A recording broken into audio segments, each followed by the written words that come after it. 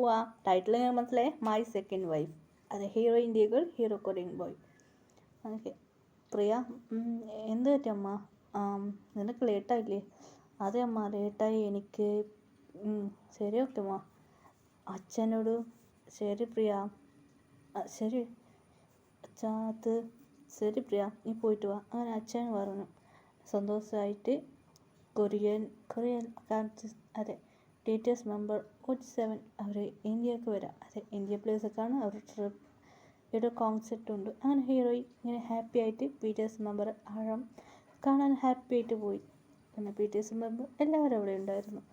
അതുകൊണ്ട് അവിടെ പോയി. അങ്ങനെ എല്ലാവരും എൻജോയ് ചെയ്യാൻ തുടങ്ങി. ഹോട്ടലിൽ അതെ ടീച്ചേഴ്സ് അതേ ഹോട്ടലാണ് താമസിക്കുന്നത്. അങ്ങനെ ആയിട്ട് ഹാറോമ്മയുടെ വെച്ച് സംസാരിച്ചാണ്. അങ്ങനെ ഹാറോക്ക് ഒരു ഗേൾ വന്നു. ഹായ് സർ, ഹായ്, ജ്യൂസ് കഴിച്ചോ എന്ന് പറഞ്ഞു. ആ ഗേൾ ജ്യൂസ് കൊടുത്തു. ഹാറോം ഓക്കെ പറഞ്ഞു. അതെ, ആ കുട്ടി ഒരു മാനേജറായിരുന്നു. അതെ, ഇന്ത്യയിലെ ഒരു മാനേജറായിട്ട് ആ കുട്ടി എല്ലാ പ്ലേസിൽ ട്രാൻസ്ഫർ ആയിട്ട് സംസാരിക്കുകയാണ്. പിന്നെ ആ കുട്ടിക്ക് ഹാറോമിനെ വലിയ കണ്ണാണ്. എങ്ങനെ ഹാറോമിനെ കൂടെ ഇരിക്കണം, ക്ലോസ് ആവണമെന്ന് പറഞ്ഞ് ആ കുട്ടി ആ അതിൽ വന്ന് കൊടുത്തു. ആ കുട്ടീനെ ഒരാൾ വിളിച്ചു. ആ ലക്ഷ്മി. അയ്യോ സാർ, എന്തൊറ്റി? അയ്യോ, ഈ സാറെവിടെ പോയി? ആറാം കുടിച്ചിട്ട് കുറിച്ച് നടന്നു പോയായിരുന്നു. ഈ പ്ലേസ് നന്നായിട്ടുണ്ട്. ഈ പ്ലേസ് കറങ്ങാൻ ആറാം വന്നായിരുന്നു. അങ്ങനെ ആറാം കുറിച്ച് ഒരുമാതിരി അതെ ഒരു റൂമിലാണ് സ്റ്റോപ്പായി. ആറാമക്ക് തല കറങ്ങുന്ന മതിയായി. അങ്ങനെ അകത്ത് റൂമിനകത്ത് ആറാമക്ക് എന്ത് തോന്നുന്നറിയില്ല. അകത്ത് വന്നു അവിടെ ഒരുമാതിരി ഹോട്ട തുടങ്ങി ആറാമക്ക്. അത് ആരുടെ റൂം പറഞ്ഞാൽ നിങ്ങളുടെ റൂമാണ്, ഹീറോയിൻ്റെ റൂമാണ്. റൂം അകത്ത് വന്നു. നീ ആരാ എന്ന് കേട്ടു. അങ്ങനെയായിരുന്നു അകത്ത് വന്നായിരുന്നു. അങ്ങനെ അവിടെ പോയി ബെഡിലിരുന്നു. ഡോർ ഓപ്പൺ ആയിട്ടുണ്ടായിരുന്നു. ഹീറോയി ചോദിച്ചു, നീ ആരാ എന്ന് ചോദിച്ചു. ശബ്ദമൊന്നും കേൾക്കുന്നു. അതെ, ലൈറ്റൊന്നും ഇട്ടില്ലായിരുന്നു.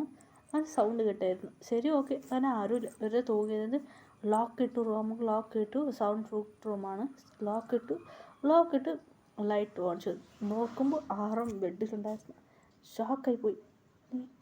ആയിരുന്നു. സാർ മാസ്കിൽ കൂറിയായിരുന്നു. കുറേ ഉണ്ടായിരുന്നു. അയ്യോ, ഈ സാർ ആൾ മാറി ചേഞ്ച്. സാർ, നിങ്ങൾ ചേഞ്ച് ആയിട്ട് വന്നതാ റൂം. സോറി സാർ, നിങ്ങളുടെ ആൾ ചേഞ്ച് ചെയ്താണ് എന്ന് പറഞ്ഞ് എത്രയോ പറയാൻ തുടങ്ങി. കേട്ടേയില്ലായിരുന്നു. അങ്ങനെ നോക്കുമ്പോൾ എന്നെ ക്ലിയറായി കാണാൻ പറ്റില്ലായിരുന്നു. അടുത്ത് വന്നു. സാർ എന്ന് വിളിച്ചു. അങ്ങനെ അടുത്ത് വന്ന് കിസ് അടിക്കാൻ തുടങ്ങി. സാർ അങ്ങനെ അവർക്കാണ് സംതിങ് അതെ റൊമാൻസ് നടന്നു. അങ്ങനെ ഹീറോയിൻ നോ പറഞ്ഞ് ഫോഴ്സ് ചെയ്തു.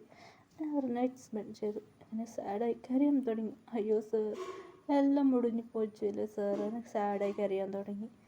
അങ്ങനെ എണിച്ച് നോക്കുമ്പോൾ നന്നായിട്ട് ഉറങ്ങായിരുന്നു. ഇവിടെയൊന്നും ശരിയാവില്ല.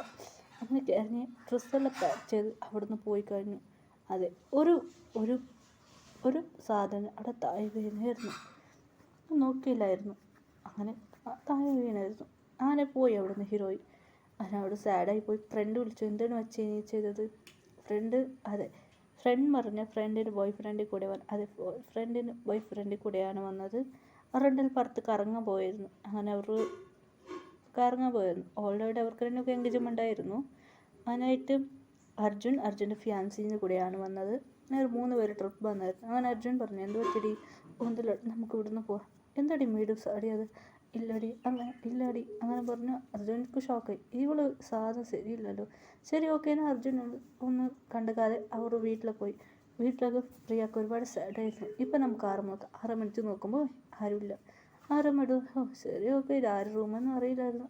അങ്ങനെ ബെഡിൽ നോക്കും. ബ്ലഡ് സ്റ്റെയിൻ ഉണ്ടായിരുന്നു. ആറമ്മക്ക് മനസ്സിലായി.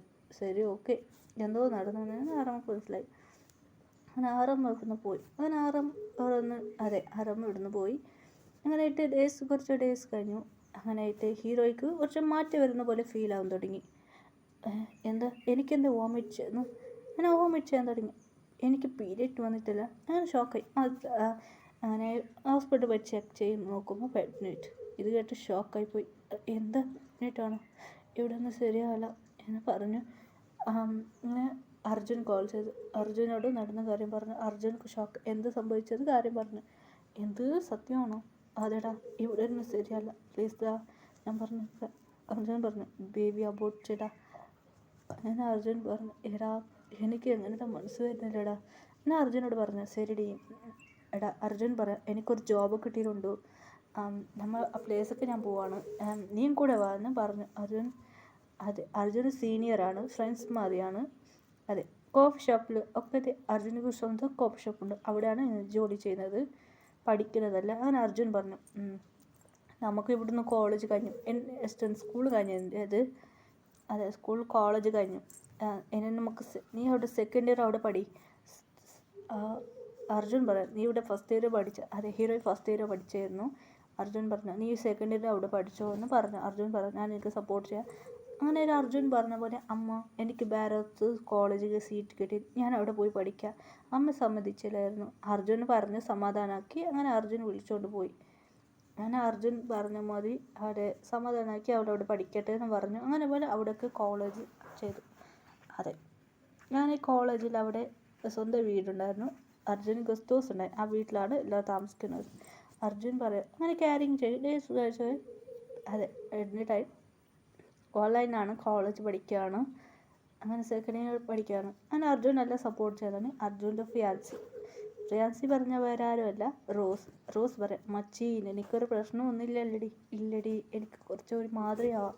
അങ്ങനെ കുറച്ച് ഡേയ്സ് കഴിഞ്ഞ് അതെ ഹോസ്പിറ്റൽ അർജുൻ കൊണ്ടുപോയി. ഹോസ്പിറ്റൽ കൊണ്ട് ഡെലിവറി ടൈം. അങ്ങനെ ബേബി ജനിച്ച്, ബോയ് ബേബി. അങ്ങനെ നല്ല ക്യൂട്ടായിരുന്നു. അർജുനും ഹാപ്പി ആയിരുന്നു. ഡോക്ടർ പറഞ്ഞായിരുന്നു, എന്താ ഡോക്ടർ എല്ലാം ചോദിച്ചായിരുന്നു. ഡോക്ടർ ജനിച്ചപ്പോൾ കൊടുത്തു, സാർ ഇവർ ഹസ്ബൻഡ് ഇപ്പോൾ വരാം. സോറി സാർ, ഹസ്ബൻഡിക്ക് വെളിനാട്ടിൽ ജോലിയുണ്ട് സാർ, ഇങ്ങനെ വരാൻ പറ്റില്ല, അങ്ങനെ ബിസിനസ് മാൻ അല്ല സാർ. ശരി, ഓക്കെ. അർജുൻ്റെ ഫ്രണ്ടായിരുന്നു അവിടുത്തെ ഡോക്ടർക്ക് ഓൾറെഡി അറിയും. ഇത് മാത്രമല്ല, ഇങ്ങനെ പറഞ്ഞ് അവളുടെ ഹസ്ബൻഡ് കൂടെ ഇല്ല എന്നറിയും. ഓക്കെ, അങ്ങനെ അർജുൻ ഇങ്ങനെ കെയറിങ് ചെയ്യാൻ തുടങ്ങി. കുറച്ച് വളർന്നു ബേബി. അതെ, ഇപ്പോൾ കുട്ടിക്ക് 4 വയസ്സായി. ബേബി എവിടെടാ ഉള്ളത്?